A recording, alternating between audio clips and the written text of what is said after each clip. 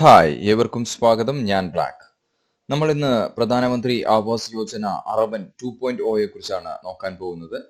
ഇതൊരു ഭവന നിർമ്മാണവുമായി ബന്ധപ്പെട്ടിട്ടുള്ള ഒരു സ്കീമാണ്. കേന്ദ്ര ഗവൺമെന്റിന്റെ ഭാഗത്തു നിന്ന് വന്നിരിക്കുന്ന ജനങ്ങൾക്ക് ഉപകാരപ്രദമാകുന്ന ഒരു സ്കീമാണ് പ്രധാനമന്ത്രി ആവാസ് യോജന അർബൻ 2.0 എന്ന് പറയുന്നത്. നമുക്ക് ഈ സ്കീമുകളെ കുറിച്ച് കൂടുതൽ മനസ്സിലാക്കുന്നതിന് മുമ്പ് കുറച്ച് കാര്യങ്ങൾ പറയാം. ഈ സ്കീം മനസ്സിലാക്കാൻ കുറച്ച് ബുദ്ധിമുട്ടാണ്. ഞാൻ എന്തായാലും ഈ സ്കീമിന്റെ വിശദവിവരങ്ങൾ പൂർണ്ണമായ വീഡിയോയിലൂടെ പറയാം. വീഡിയോ പൂർണ്ണമായി കണ്ടാൽ മാത്രമേ നിങ്ങൾക്ക് ഇതിനെക്കുറിച്ചുള്ള വ്യക്തമായ ആശയം ലഭിക്കുകയും അതേപോലെ തന്നെ ഇതിലെങ്ങനെയാണ് അപേക്ഷിക്കാൻ കഴിയുക എന്നും നിങ്ങൾക്ക് ഇതിലൂടെ ധനസഹായം എങ്ങനെയാണ് ലഭിക്കുന്നത് എന്നും മനസ്സിലാക്കാൻ കഴിയൂ.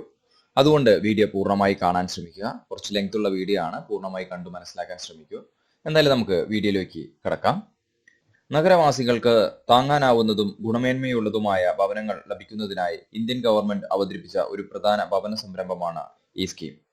പ്രധാനമന്ത്രി ആവാസ് യോജന അർബൻ പ്രോഗ്രാമിന്റെ മെച്ചപ്പെടുത്തിയ പതിപ്പാണ് പ്രധാനമന്ത്രി ആവാസ് യോജന അർബൻ 2.0. കൂടാതെ എല്ലാവർക്കും വീട് എന്ന അതിമനോഹരമായ ലക്ഷ്യമാണ് ഈ പദ്ധതി കൈക്കൊള്ളുന്നത്. 2024 സെപ്റ്റംബർ 1 ആരംഭിച്ച ഈ പദ്ധതി 2029 വരെ തുടരുന്നതാണ്.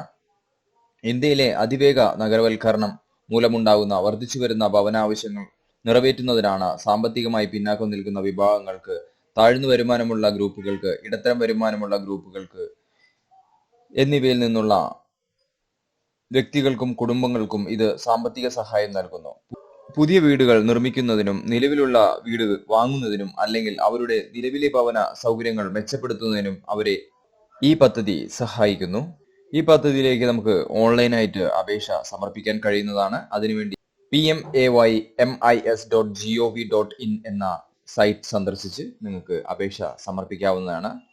അപേക്ഷിക്കാനുള്ള യോഗ്യത എന്താണെന്ന് വെച്ച് കഴിഞ്ഞാൽ, പ്രധാനമന്ത്രി അർബൻ 2.0 ആനുകൂല്യങ്ങൾക്ക് ടാർഗറ്റ് ഡെലിവറി ഉറപ്പാക്കുന്നതിന് വ്യക്തമായ യോഗ്യതാ പെർമിറ്റുകൾ നിർവചിക്കുന്നു. കുടുംബ നിർവചനം: ഒരു കുടുംബത്തിൽ ഭർത്താവും ഭാര്യയും അവിവാഹിതരായ കുട്ടികളും ഉൾപ്പെടുന്നു. ഈ പദ്ധതി പ്രകാരം സ്ത്രീകൾ നയിക്കുന്ന കുടുംബത്തിന് മുൻഗണന നൽകുന്നു. വരുമാന വിഭാഗങ്ങൾ: സാമ്പത്തികമായി പിന്നോക്കം നിൽക്കുന്ന വിഭാഗം, 3 ലക്ഷത്തിന് താഴെ വരുമാനമുള്ളവർ. ലോ ഇൻകം ഗ്രൂപ്പ്: ഇവർ 3 ലക്ഷത്തിനും 6 ലക്ഷത്തിനും ഇടയിൽ വരുന്നു. പിന്നെ MIG1 എന്ന് പറയുന്നത് 6 ലക്ഷത്തിനും 12 ലക്ഷത്തിനും ഇടയിലുള്ളതാണ്. MIG2 എന്ന് പറയുന്നത് 12 ലക്ഷത്തിനും 18 ലക്ഷത്തിനും ഇടയിലുള്ളവരാണ്.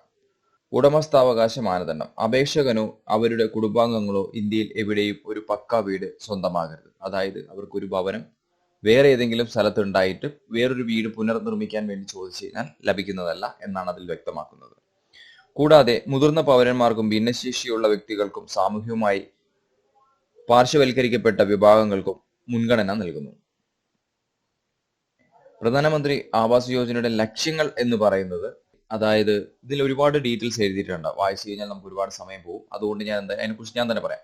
അതായത് നഗരപ്രദേശങ്ങളിലൊക്കെ താമസിക്കുന്ന ആൾക്കാർക്ക് അവിടെ ഒരു ഭവനം നിർമ്മിക്കാൻ ആവശ്യമായിട്ടുള്ള പണം ഉണ്ടാവില്ല. സോ അതിന് വേണ്ടിയിട്ടൊരു ധനസഹായം നൽകുക, ഇല്ലെങ്കിൽ അവിടെ താമസിക്കുന്നവർക്ക് ഒരു ഭവനം ഒന്ന് പുനർനിർമ്മിക്കാൻ ആവശ്യമായിട്ടുള്ള കഴിവുണ്ടാവില്ല. സോ അതിന് വേണ്ടിയിട്ടുള്ള ധനസഹായം നൽകുക എന്നുള്ളതാണ്. ഇനി നമുക്ക് ഇതിലേക്ക് അപേക്ഷിക്കാൻ ആവശ്യമായ രേഖകൾ എന്താണെന്ന് നോക്കാം. ആധാർ കാർഡ് ആവശ്യമാണ്. വരുമാന സർട്ടിഫിക്കറ്റ് ആവശ്യമാണ്. നമുക്ക് അവിടുത്തെ പൊസിഷൻ അല്ലെങ്കിൽ താമസരേഖ ആവശ്യമാണ്. ബാങ്ക് അക്കൗണ്ട് വിശദാംശങ്ങൾ ആവശ്യമാണ്. സ്വത്ത് രേഖകൾ ആവശ്യമാണ്. സമീപകാല പാസ്പോർട്ട് വലിപ്പത്തിലുള്ള ഫോട്ടോ ആവശ്യമാണ്. ജാതി സർട്ടിഫിക്കറ്റ് ആവശ്യമാണ്. നമുക്കിതിൽ ഓൺലൈനായിട്ട് അപേക്ഷ സമർപ്പിക്കാം. ഓൺലൈനായിട്ട് അപേക്ഷ സമർപ്പിക്കാൻ വേണ്ടിയിട്ട് അപേക്ഷിക്കുന്നതിന് വേണ്ടി pmaymis.gov.in എന്ന വെബ്സൈറ്റ് സന്ദർശിക്കുക. സെലക്ട് സിറ്റിസൺ അസസ്മെന്റ് എന്ന ഓപ്ഷൻ സെലക്ട് ചെയ്യുക. സിറ്റിസൺ അസസ്മെന്റ് ഓപ്ഷൻ സെലക്ട് ചെയ്ത് കഴിഞ്ഞാൽ അതിൽ ചൂസ് കാറ്റഗറി എന്ന് പറഞ്ഞൊരു ഓപ്ഷൻ ഉണ്ടാവും. ചൂസ് കാറ്റഗറിയിൽ ക്ലിക്ക് ചെയ്യുക. അതിൽ നമ്മുടെ കാറ്റഗറി അതിൽ നിന്ന് സെലക്ട് ചെയ്ത് കൊടുക്കുക. എന്നിട്ട് നമ്മുടെ ആധാർ ഡീറ്റെയിൽസ് എൻ്റർ ചെയ്യുക. അവിടെ ഒരു ആപ്ലിക്കേഷൻ ഓപ്പൺ ആയി വരും. ആ ആപ്ലിക്കേഷനിൽ നമ്മുടെ അഡ്രസ് ഡീറ്റെയിൽസും കാര്യങ്ങളെല്ലാം ചോദിക്കുന്നതായിരിക്കും. ആ അഡ്രസ് ഡീറ്റെയിൽസ് അവിടെ സബ്മിറ്റ് ചെയ്യുക.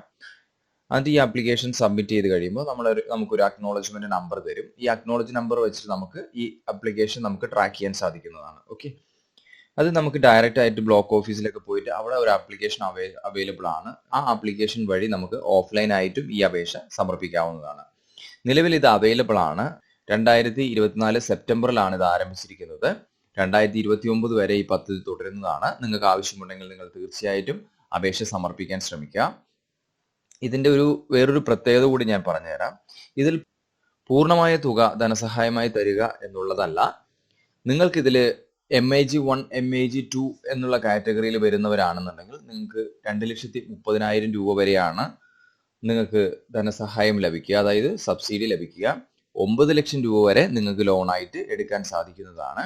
ഇതേ സ്ഥാനത്ത് നിങ്ങൾ വീടില്ല, നിങ്ങൾക്ക് സാമ്പത്തികമായി പിന്നോക്കം നിൽക്കുന്നവരാണ് എന്നുണ്ടെങ്കിൽ നിങ്ങൾക്ക് 4 ലക്ഷം രൂപ മുതൽ 6 ലക്ഷം രൂപ വരെ ധനസഹായം ലഭിക്കുന്നതാണ്. നിങ്ങൾ ഏത് കാറ്റഗറിയാണ്, നിങ്ങളെ കാര്യങ്ങൾ എങ്ങനെയാണോ ഫില്ല് ചെയ്യുന്നത് അതിനനുസരിച്ചായിരിക്കും നിങ്ങളെ കാൽക്കുലേറ്റ് ചെയ്യുന്നത്. അതുപോലെ തന്നെ ഇതിന് വെരിഫിക്കേഷൻ പ്രോസസ്സും ഉണ്ടാവും. തീർച്ചയായും നിങ്ങൾ താമസിക്കുന്ന സ്ഥലവും ഏരിയയും വിസിറ്റ് ചെയ്ത് വെരിഫൈ ചെയ്യുന്നതാണ്. അപേക്ഷ സമർപ്പിക്കാൻ സാധിക്കുന്നതിനാൽ നിങ്ങൾക്ക് തീർച്ചയായിട്ടും അപേക്ഷ സമർപ്പിക്കാവുന്നതാണ്. നിങ്ങൾ അപേക്ഷ സമർപ്പിച്ചു കഴിഞ്ഞാൽ തീർച്ചയായിട്ടും നിങ്ങളുടെ വെരിഫിക്കേഷൻ പ്രോസസ്സ് കംപ്ലീറ്റ് ചെയ്ത് കഴിഞ്ഞിട്ട് നിങ്ങളുടെ നമ്പർ നിങ്ങൾക്ക് അലോട്ട് ചെയ്ത് കിട്ടും. സോ ആ നമ്പർ ബേസ് ചെയ്തിട്ടായിരിക്കും നിങ്ങൾക്ക് ഭവന നിർമ്മാണത്തിനും അതേപോലെ തന്നെ പുനർനിർമ്മാണത്തിനും ഒക്കെ പൈസ ലഭിക്കുന്നത്.